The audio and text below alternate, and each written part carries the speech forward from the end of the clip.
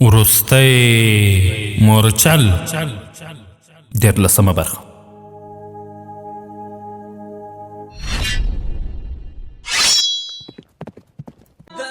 د ورستي مورچل د داستان درنو قدرمنو اوریدونکو په دې هیله چې ټول به جوړ او روغ یاست. الله رب العزت مو خوشاله لرم. ویاندمحسن احسان مې یو ځل بیا د ورستي مورچل د داستان د خپرونې کوربتوب کوم په دې هیله چې دا خپرونه تر پایه راسره واورئ.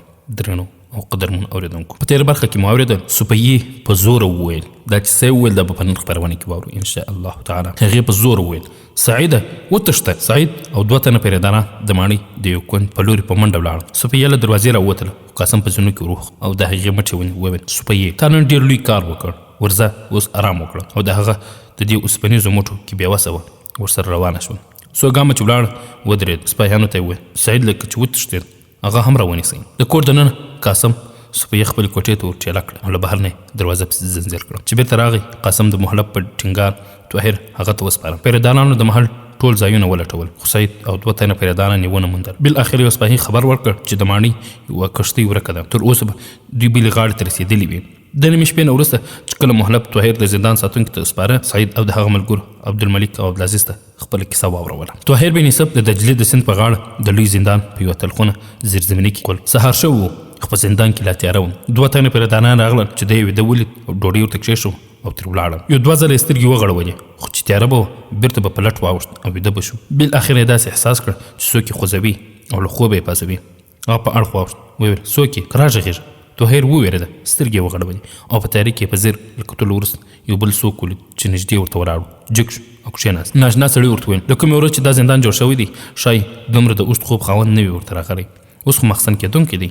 طاهر وویل زه له ډېرو شپو راهیسې ډاډمن نه یم ویده شوی، نو ډاډه اوسه، نور عمر به دلته په مزو ویده یم. ته څوک یې؟ زه یو وخت یو څوک وم، اوس یو بندي یم. د شپې چې زه دلته راوستم زما په ګمان دلته څوک نه و، ښایي ته یې همدا اوس دلته راوستلی. نه، زه له څو میاشتو را په دې خوا شاهي مېلمه یم. زما او ستا د کوټې په منځ کې د یو دیوال پرده ده. داسې ښکاري چې دغه د ځمکې د تل کوټې لومړی ډېرې پراخې وې، خو وروسته د بندیانو شمېر زیات شو، دیوالونه یې پکې پورته کړل او په دوو برخو یې وویشلې. نو ته په کومه لاره دلته راغلی؟ ناشنا ځواب ورکړ راشه زه یې در وښیم. په پیل کې دلته لیدل ګران وي، ته زما مټ ونیسه، ویرېږه مه، څو شېبې وروسته به زما په څېر ته هم په تیارو کې لیدو بلد شي. طاهر له اشنا سره یو تنګ محراب ته د تېرېدو په وخت کې وویل دا خو ډېره پراخه لار ده. هغه ځواب ورکړ نه، تر اوسه تا د خپلې خونې اندازه نه ده اټکل کړې. دا دروازه هغه په دوو برخو وویشي. زما کوټه همدغسې ده. څو ګامه چې نور ولاړل ناشنا سړي ټیټ شو، ځمکې لوري ته اشاره وکړه. وویل وګوره دا سړی زما کوټې ته ورغلی دی، له دې لارې تېرېدل بدلېدل غواړي. ته ښایي تېر نه شې، لږ چاغ هم یې، خو ډېر ژر به زما غوندې ډنګر شي.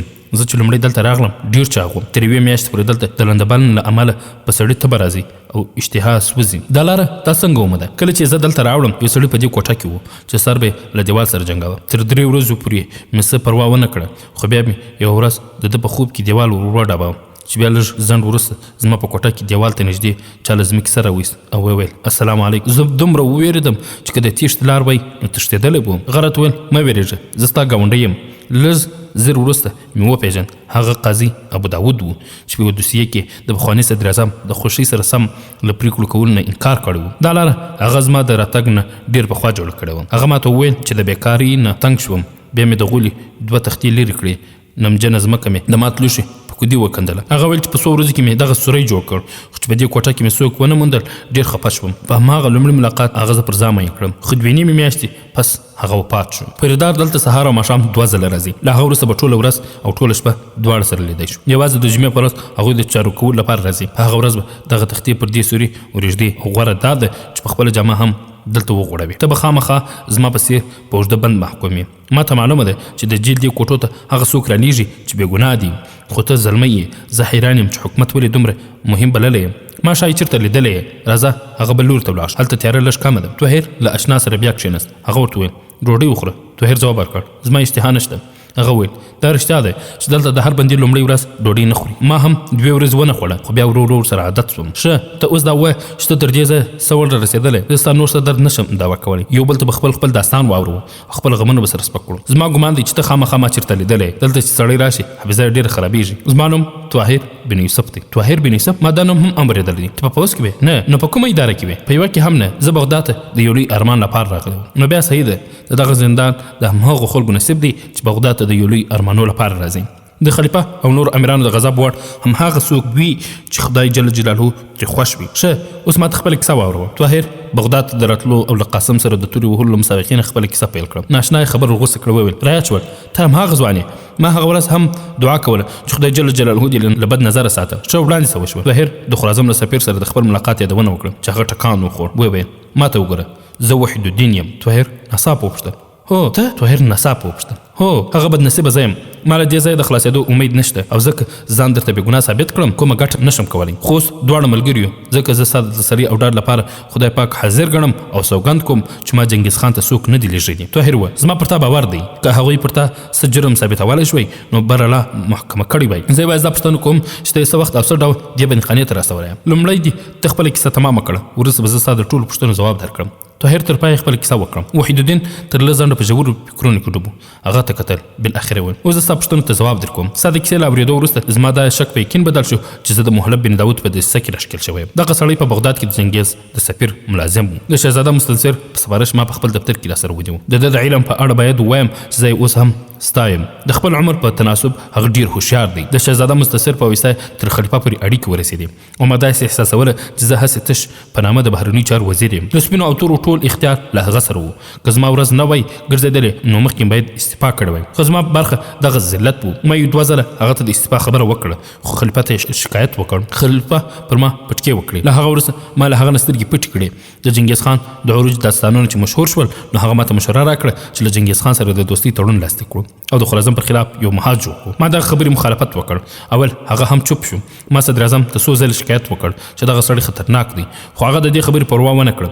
یو ورځ زه خلیفه ور وغوښتم، امر یې راته وکړ چې د چنګیز خان په نامه د دوستۍ یو پیغام واستوم. خو ما دا عذر وړاندې کړ چې په اوسني حالت کې زموږ استازي د خراسان نه تېرېدل او قراقرم ته رسېدل ناممکن دي. که هغه پر کومه لاره ونیول شي نو د خلافت د دربار بدنامي به وي. خلیفه چې زما دلیل واورېد هېڅ یې زور ونه کړ. خو څو ورځې وروسته محلب راته وویل چې نن صدر اعظم خلیفه ته یو لیک وړاندې کړ چې د خراسان حکومت د بغداد یو استازي د تلاشي نه وروسته له هغه نه ایستلی دی او په بغداد کې خپل سفیر ته استولی دی. هغه دا هم راته ویل چې په هغه لیک کې ستا لاسلیک دی ځکه خو ښه دا ده چې ته چېرته غلی شم. خو ما د هغه مشوره ونه منله. ورته ویې ویل څرنګه چې ما داسې لیک نه دی لیکلی نو زما له پوښتنې او پلټنې څه ویره نشته. زه هم دا اوس د خراسان د سفیر صدر اعظم او خلیفه په وړاندې خپله صفایي وړاندې کوم. خو چې کله زه له دروازې راووتم بهر نه لس تنه سپاهیان او کوټوال ولاړو. د محلب په اشاره زه ونیولم. اوس راته معلومه شوه چې محلب زما په جعلي لاسلیک پیغام استولی او له ما وروسته چې خلیفه هغه سمدستي زما پر ځای وټاکه دا معنا لري چې دا هر څه د خلیفه په اشاره شوي دي. هغه د بدنامۍ له ویرې زما د محاکمې کولو څخه وویرېده او د خراسان د سفیر د تسلي لپاره زما له بندي کولو وروسته هغه ته ویلي چې مجرم چېرته چټېدلی دی. ستا په ګمان صدر اعظم په دې څه کې شریک نه دی؟ نه، که هغه شریک وای نو زما سره محلب هم دلته یو ځای وای. زما په ګمان خو هغه زما له بندي کېدو څخه هم نه خبره دی. که نه نو هغه به براله په محکمه کې زما په باب حرس کړی وای. زه دا نه منم چې هغه تر وروستي حده چاپلوسي خوښوونکی دی خو له مغول نه کرکه ده او هغه د خراسان سره د ښو اړیکو پلوی و. د هغه تر ټولو سره کمزوري له خپل نالایق زوی قاسم سره مینه ده. طاهر وویل مګر خلیفه چنګیز خان ته په پیغام اصول کې ستا نوم ولې استعمال کړ؟ هغه په اسانۍ ستا پر ځای محلب او یا بل څوک ټاکلی او د خپل لاس اله ګرځولی شوی. دا د دې لپاره چې اساس د نول کېدو په صورت کې به په داسې چا تور ولګي چې خدمتونو ته نور خلیفه ضرورت ونه لري. زما په اړه د خلیفه یقین راغلی و چې زه به په دې مسله کې راز ونه ساتلی شم. اور او وینې د خپرونې درنو قدرمنو اورېدونکو، علاودین محمد خراسانشاه د لومړۍ ماتې نه وروسته شمال لویدیځ ته مخه کړه او د سیحون امو په غاړه یې واړول. د جنوب له ښارونو د نورو پوځونو د ورسېدلو په انتظار شو.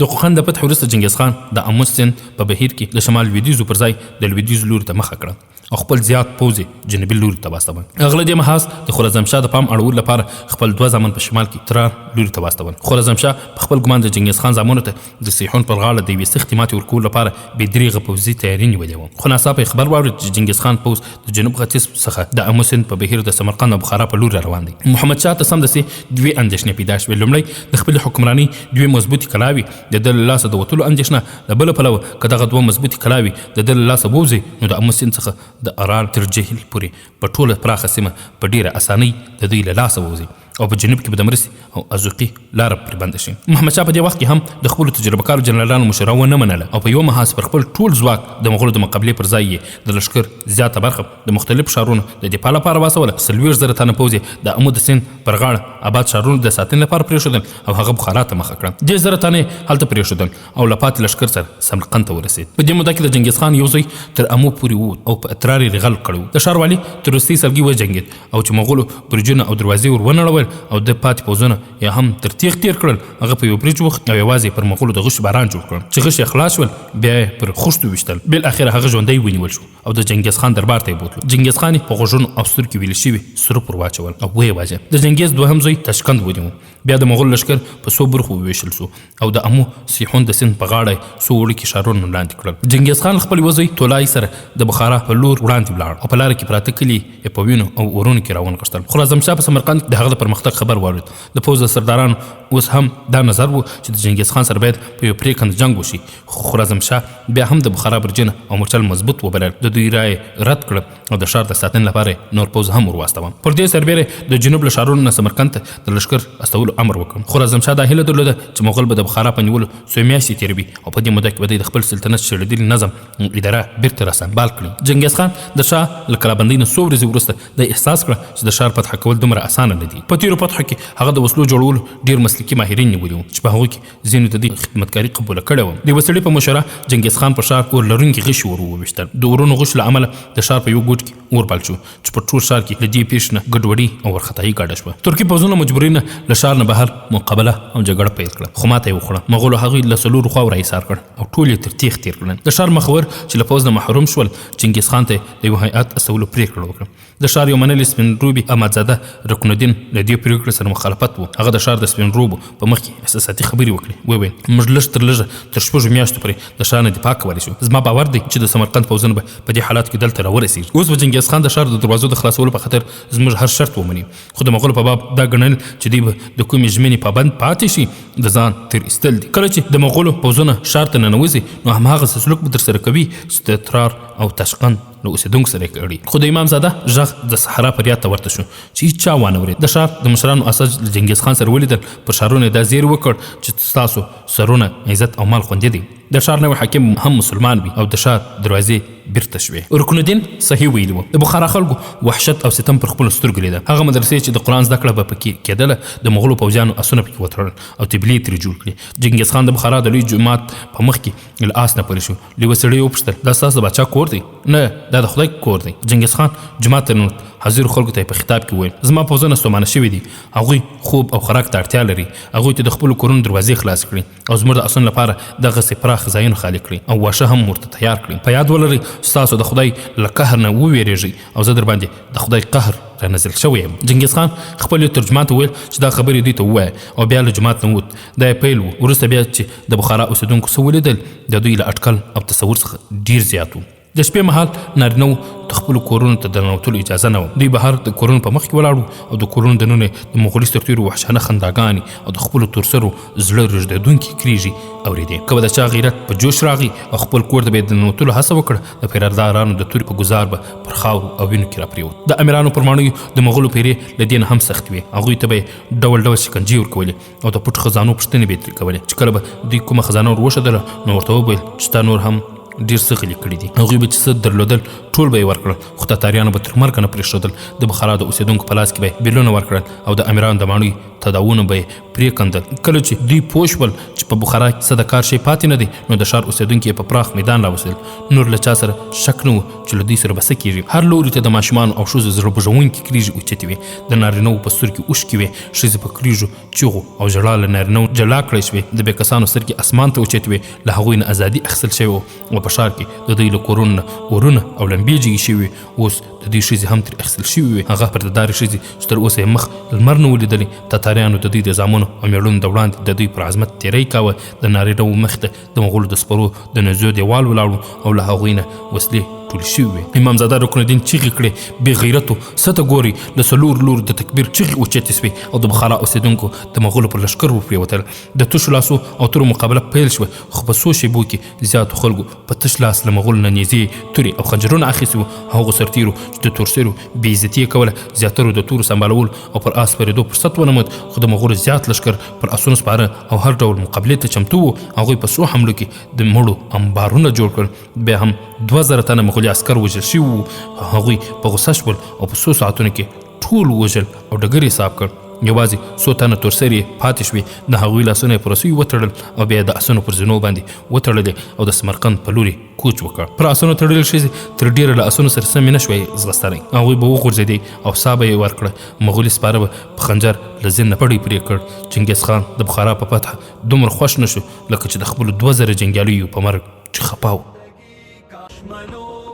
خبرونه درنو قدرمن اوریدونکو، سمرقند په دفاعي لحاظ خراسانشاه تر ټولو مضبوط ښار و. د ښار د ساتنې لپاره 1,00,000 تنه پوځ تیار و، خو د مغولو په لاس د بخارا د فتح د خبر له اورېدو سره د سلطان اعتماد ولړزېده. د ښار قومنده څو سردارانو ته وسپارل او په خپله د بلخ په لوري ولاړ. پوځ چې له 2 لویو شخصیتونو څخه د صحیح لارښوونې هیله درلوده، هغوی په سمرقند کې نه وو. د پاچا زلمی زوی چې د خراسان زمری یې ورته ویل، د هېواد په شمال لویدیځو برخو کې پوځ راټولوه. هغه خپل سرټمبه پلار ته استازي واستوه او سمرقند ته یې د راتلو اجازه ترې وغوښتله.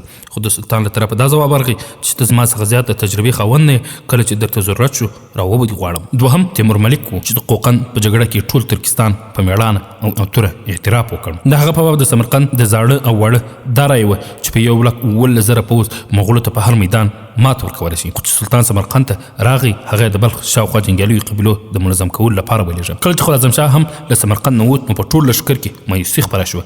سرداران او امیران له پخوانه د راکبتونو په سبب په مختلفو ډلو او ټولګیو ویشل شوي وو. په یوه بانفوذه سړي له سرمشرۍ نه محرومیت د دوی ترمنځ اختلافونه نور هم زیات کړل. د کلاپندۍ په دوران کې د چنګیز خان یو زوی چې د سیحون امو د سیند په شاوخوا کې ډېر ښارونه او ښارګوټي ونیول، له زیات شمېر بندیانو سره له خپل پلار سره یوځای شو. د سمرقند برجونه او دیوالونه ډېر مضبوط وو. د ولس او اوسپنیزې دروازې په برجونو کې ساتونکي ناست وو، نه فتح کېدونکي وو. چنګیز خان د دیوالونو او برجونو په شاوخوا بندیان د مورچل په جوړولو وګمارل. د اوږدې کلابندۍ تیاري یې پیل کړه. د ښار ساتونکي پوځ دا احساس کړ چې تر 2 میاشتو پورې په تاتاریان په شاوخوا سیمه کې دومره پښې شخې کړي چې بیا کله بهر نه له موږ سره مرسته کېږي هم، نو ښار ته به رارسېدل امکان نه لري. د مورچلونو د جوړولو لپاره له شاوخوا کلونه د بندیانو نورې ډلې راوستل شوې. د دغو حالات سره د مقابلې په خاطر د پوځ سردارانو پرېکړه وکړه چې بهر ووځي او مقابله وکړي. ترکان ډېر په میړانه جنګېدل او په هماغه شېبو کې د مغولو د لښکر پښې په لړزېدو شوې. څو تنه پوځي سرداران چې پخوا یې له چنګیز خان سره معامله کړې وه، د دې زره پوځ سره له هغوی سره یوځای شول. د فتح نه وروسته چنګیز خان په لومړۍ ورځ د دوی خاطر وساته. دوی ته د اغوستلو لپاره د مغولي پوځیانو جامې ورکړې. خو کله چې په ښار له عامه وژنې بېغمه شول، هغه 10,000 غداران یې له سردارانو سره یو ځای په خوب بیده په مرګ وسپارل. چنګیز خان د دښمن له غدارانو د کار اخیستلو قایل و، خو د هغوی په ژوندي پرېښودو نه و. د سمرقند له فتح نه وروسته چنګیز خان خپل ډېر غوره سپاره په خراسانشاه پسې ور واستول. چنګیز خان ګمان کاوه چې خراسانشاه فرصت وموند، نو په څو ورځو کې به نور لښکر تیار کړي. ځکه هغه تعقیب کوونکو پوځیانو ته حکم وکړ چې په هره بیه د خراسانشاه درک ولګوي، چې په کوم ښار کې دي هغه کلابند کړي، له نورو شاعرانو نه لاره کږه کړي او په خپل حال یې پرېږدي. خراسانشاه ته هم معلومه شوه چې چنګیز خان د نور ښارونو له نیولو وړاندې د ده نیولو لپاره هڅه کوي. هغه له مختلفو ښارونو څخه تېر شو او نیشاپور ته ورسېد. تاتاریانو د لارې ښارونه پرېښودل او همالته ورپسې ورسېدل. خراسانشاه موندان ته مخه کړه، خو مغول د سیوري په څېر ورپسې وو. په یو ځای کې رالاندې کړ او د خراسانشاه نه پرته یې د هغه نور زیاتره ملګري تر تیغ تېر کړل. خراسانشاه په خپله په غوښو زخمي وتښتېد. اوس په دې دنیا کې ده ته تر ټولو ستره مسله د ځان ژغورل و. د هغه خپل ملګري ترې پتنګ شوي وو او چې له څلورو خواوو نه مایوس شو، د خضر بهریې په غاړه یې واړول او د ټولو قبیلو سردارانو ته یې لیک واستول، خو هېڅوک یې مرسته ور ونه رسېدل. خراسانشاه نور په دنیا کې په هېچ چا اعتماد نشو کولی. د مغولو په څېر هر وخت له خپلو ملګرو نه هم د ځان ویره احساسوله. ده به د ځان لپاره څو خیمې درولې، خو له 2 غلامانو نه پرته به چاته معلومه نه وه چې نن شپه به هغه په کومه خیمه کې ویدې وي. یوه شپه له پراخ خیمې څخه راووت او په یوه وړوکې خیمه کې ویده شو. سهار لومړۍ خیمه په غشو سورۍ وه. یو ماښام د سمندر پر غاړه ولاړو چې له لرې یې ګردونه ولیدل چې پورته شول. شک ورته پیدا شو چې مغولیان راغلل. خو یو سپاهي راغی، خبر یې ورکړ چې دا د مسلمانانو لښکر دی. لښکر چې رانږدې سو ودرېدل، هغوی یوازې 15,000 تنه وو. خراسانشاه مایوس شو. یو سپور وړاندې راغی او خراسانشاه یې له لرې وپېژند. آس یې ورزغلوه، نږدې ورغی. دا جلال الدین و. یوه شیبه پلار او زه یو بل ته کتل، خراسان شاه وویل جلاله له اس نه پلي کېږي، نه زه باید ډېر لرې ولاړ شم. زه یوازې د دې پوښتنې لپاره راغلم چې زه دې څه لپاره رابللی وم، نو ته زما مرستې نه یې راغلی. په دې ویرانه کې تا د څه شي خطر دی؟ زه د مرګ په لټه پسې ځم، له مرګه د تښتېدونکو په څه مرسته وکړی شم. خراسان شاه ور وړاندې شو، د جلال الدین د اس جلب یې ونیو. وویل نه نه زه تا نه پرېږدم چې ولاړ شې. ځمکه پر ما تنګه شوه، ته زما وروستۍ تکیه یې. راځه زه خپله خیمه درښیم چې په غوښو سوری سوری ده. نن ټوله دنیا زما دښمنه ده. آیا زما زوی هم زما مرسته نه کوي؟ جلال الدین ځواب ورکړ کاشکې تا له دنیا سره څه ښېګڼه کړې وای. ستا په سبب هېواد ته د یوه وحشي غلامي ور په برخه شوه. تا یوازې د ځان د ژغورلو په خاطر ټول هېواد لیوانو ته وسپاره. ولس ستا د اشتباهاتو سزا ګڼي. مسلمانان ستا په خاطر د مغولو لاس ته د خپلو خویندو او نورانو بې پتې ګوري. نن ته دا پیغام رسوې چې راشي زما پر خیمه پیرا وکړي، خو په کومه خوله؟ جلاله زه ستا پلار یم. کاشکې ستا د کور پر ځای د یوه غریب خو د غیرتي په کور کې زېږېدلی وای. جلاله زما زړه مه خفه کوه، کاشکې ستا په سینه کې زړه وای، خو تقدیر هلته د غوښو یوه بې حسه ټوټه ایښې. اخر له دې خبرونو ستا مطلب څه دی؟ هېڅ نه، دا زما له تا سره وروستی ملاقات دی او زه تا ته له دې غوښتنې سره راغلی یم چې خزانه ماته وسپاره. زه غواړم چې د بخارا او سمرقند د خزانو په څېر دا هم د دښمن په لاس کې ونه لویږي. زه د نوو پوځونو د راټولو لپاره یوې ټینګې ته اړتیا لرم. نو ستا ګمان چې له مغولو سره جنګېدلی شي؟ زما له پیله دا ګمان و چې تا مې لاره بنده کړې وه. جلاله له تتاریانو سره جګړه لیونتوب دی او زه په دې مصیبت کې پاتې شتمنۍ ځان خلاصول نه غواړم. د خدای لپاره زما ملګری شه، پر ما تر ځانه ستا ژوند ډېر ګران دی. د دې اسمان لاندې داسې ځایونه شته چې موږ پاتې ژوند په ارامه پکې تیر کړی شو. موږ به مصر ته ولاړ شو، اندلس ته به ولاړ شو. زه له بې غیرت سره د ژوند تېرولو پر ځای له مېړنیو سره مرګ غوره ګڼم. هغه ولس چې ستا د تخت لپاره خپلې وینې وبهولې، نن هغه زما وینو او خولو ته ضرورت لري. زه هغوی ته شا نشم کولی. مګر په دې 15,000 کسانو به ته څه وکړی شې؟ مغول د شګو له زورونه هم ډیر دی. په داسې وختونو کې یو سرتېری له بري او ماتې نه بې پروا ډګر ته په ورننوتلو مجبورېږي. زه به خپله ذمواري پوره کړم. بری او ماته د خدای جل جلاله په لاس کې ده، خو پر ژوند پر ماته اعتراف د یو مسلمان د شان سره نه ښایي. زما پر دې هم باور دی که زه دغه 15,000 تنه پوځ د مېړنیو مرګ ورزده کړم نو ټول قوم به ژوندی او راپاسېږي. ته مصر ته لاړ شه، زما د خزانې په کار نه دی. زه به په نس ډبرې وتړم او بدن به په زړوکو پټ کړم، وبه جنګېږم او زما باور دی چې ولس به راسره ملګری شي. جلال الدین آس راوګرځو او پونده یې کړ. جلال ودرېږه، ما دلته مه پرېږدی، دلته زما هېڅ څوک نشته، ما له ځانه سره بوځه. جلال الدین آس ودراوه، وویل راځه. چېرته؟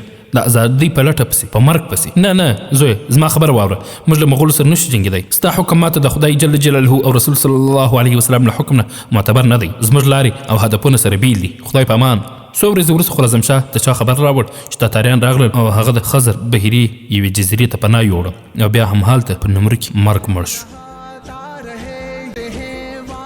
د خپرونې درنو قدرمنو اورېدونکو، د مغولو سیلاب د ترکستان، خراسان او ایران پراخه میدانونو ته مخه کړه. د اور او وینو دغه توپان په مخ کې غرونه، سیندونه، کلاګانې هیڅ هم نه وي. په شمال او لویدیځ کې د مغولو د سیلاب څپې د خوارزم له هېواده تېرې شوې او د دینپور د سیند څنډې ته ورسېدې. د چنګیز خان یو زوی په روس کې د مسکو دروازې ورټکولې، بل زوی یې په ختیځه اروپا کې وړوکې پادشاهي تر ناتار لاندې راوستې وې. خو د خراسان په پراخ هېواد کې تر اوسه یو نه ماتېدونکی مورچه پاتې وه. د سیلابونو توندۍ او ګړندي څپې څو ځلې پرې راواوښتې خو هغه یې ونه لړزوي شو. د خراسان په ایرو کې لا تر اوسه یو سپرغۍ لمبې وهلې. چنګیز خان دا خطر احساسوه چې که دغه سکروټه مړه نه کړه نو د ایرو دغه انبار به یو وخت یو ورغورځوونکی خر شي. دغه اوسپنیز کمان او دغه بله سپرغۍ جلال الدین و، د یوه بې زړه پلار مېړنی زوی. هغه له هغو کسانو څخه و چې په ژوند یې ماته منل نه پېژندل او چې د ماتې او بري څخه به بې پروا جګړه کوي او چې د سمندر د ژورتوب پروا نه کوي او پکې ورکښته کېږي. جلال الدین د سرتېرو د ګوتو په شمېر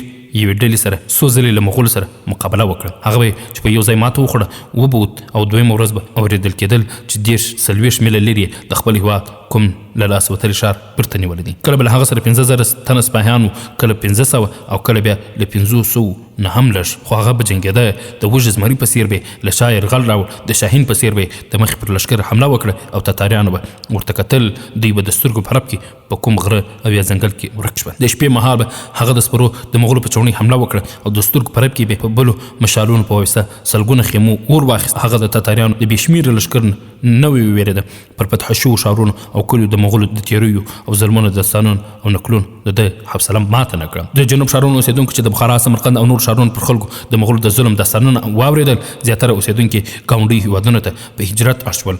د عراق، شام، سوریې، افغانستان او مصر په ډېرو تللو لارو پر سر په لکونو کډوال له لوږې مړه کېدل. شتمن خلک د محمد شاه د لومړۍ ماتې د خبر له اورېدو سره ګاونډي هېوادونو ته مهاجر شوي وو. خو د څو نورو ښارونو له فتحې وروسته چې کله د ټولو پر دې باور شو چې مغول کوم داسې داسې نارینه سړی ژوندی نه پرېږدي چې توره اوچتولی شي نو غریبو او بېوسو خلکو هم خپل کلي او ښارونه پرېښودل دغو قافلو او لارښوونکو ته یې ډېر لږو ته دا معلومه وه چې د دوی هدف کوم ځای دی خو دوی بیا هم روان وو له شمال ختیځ نه د مغولو یرغلونو دوی د جنوب لویدیځ په لوري خوځولي وو کومې قافلې به چې له مغولو سره مخ شوې په هغوی کې به له څو ښځو پرته ټول وژل کېدل د ازله ورځې تر ننه د ورځې لمر او د شپې ستوري د خدای جل جلاله په ځمکه پر خپلو سترګو داسې ظلمونه نه وو لیدلي د کډوالو زیاتره ډلې د مروې په لوري تللې دا هغه ښار و چې شپږ پېړۍ پخوا د ترکستان لوی فاتح قتیبه بن مسلم بهالي پکې اوسېده هلته د سلطان سنجر سلقجي قبر هم و د جلال الدین د عملیاتو له امله زیاتره کډوال د مغول له یرغل نه خوندي مروې ته ورسېدل په څو میاشتو کې هلته 100 لکه تنه